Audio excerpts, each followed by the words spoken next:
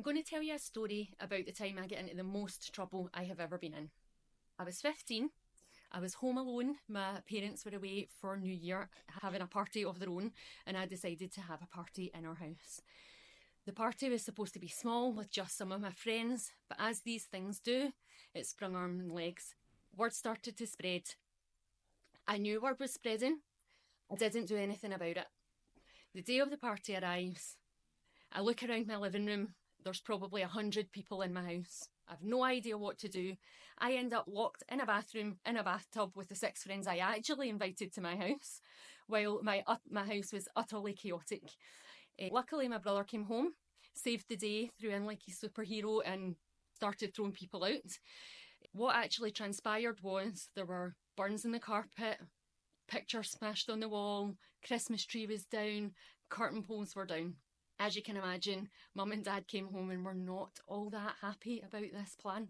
The reason I'm telling you this, I'll get to in a minute, but boundaries aren't just about parties. Boundaries are everywhere in your life, with your friends, your family, your teachers, your parents. Why are they important? They're there to keep you safe.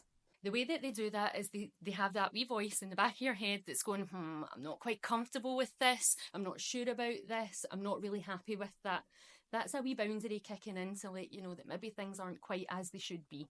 There is, however, the occasions where your boundaries might try and keep you a little bit too safe. Your boundaries are too narrow, they're too strict. In those situations, you might find that people that love you are trying to push you out of those boundaries. The thing with your boundaries is that sometimes they can keep you too safe. They can be too narrow, they can be too strict. The people you love might try and push out those boundaries.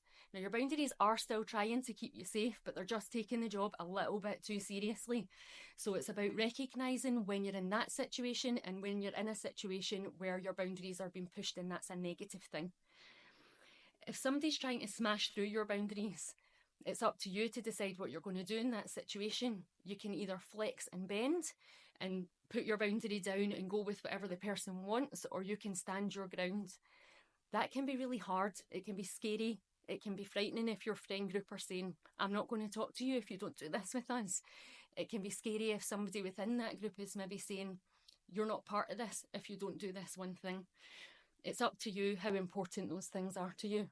The important thing to take from this is boundaries are complex. They're very personal to you.